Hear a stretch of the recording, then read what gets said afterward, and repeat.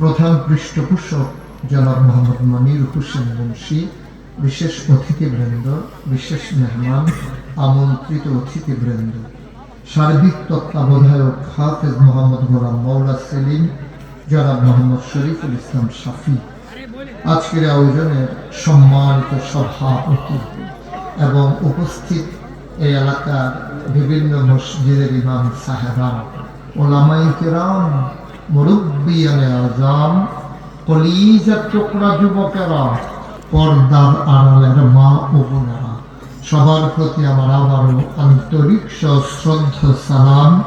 আসসালামু আলাইকুম ওয়া রাহমাতুল্লাহি ওয়া বারাকাতুহু। এই মাহফিলটা দিয়েছিলাম 2021 সালে, আর এখন হচ্ছে 2025। মাঝে করোনার কারণে এবং কারণে আমার আর আশা উঠছে। আমি এলাকায় আর কখনো আসিনি, এটাই আমার জীবনের প্রথম আসা। মনোহরদিতে আমি এসেছি কয়েক জায়গায়, কিন্তু ঠিক এই জায়গাটাতে কুচারচর না, ঠিক এই জায়গাটাতে আমার এটাই প্রথম।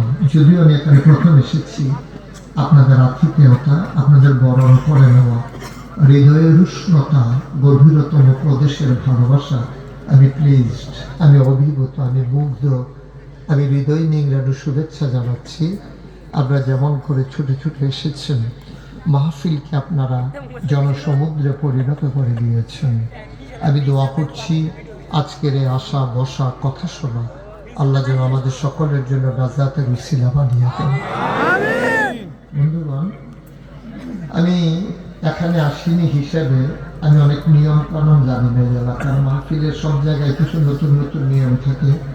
যেমন এই জায়গায় নিয়ম আছে, কিছু লোক বসতে হবে, কিছু লোক দাঁড়াই থাকতে হবে। নিয়ম তো থাকতেই পারে, সব জায়গায় নিয়ম জানি না।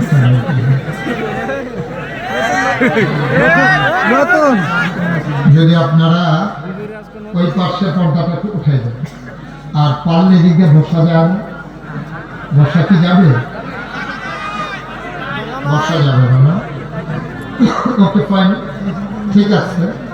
কর্তৃপক্ষ যেমন করে আশা করেছিলেন, তার চাইতে আপনারা বেশি এসেছেন। এখন আর কি করব? আমি তো চাইছিলাম আপনারা বসে পড়বেন, কিন্তু যেহেতু সুযোগ নাই, আমার একটা প্রেসক্রিপশন আছে। একটা বুদ্ধি করা যায় যে যদি আমি 2 ঘন্টা আলোচনা করি, 1 ঘন্টা পরে আমরা হাফ এন আওয়ার দিয়ে দেবো, তখন যারা বসা আছে তারা উঠে যাবে, যারা দাঁড়িয়ে বসে তারা বসে যাবে। এটা ঝামেলা হবে, কে উঠছে কে বলছে, এটা বোঝা মুশকিল।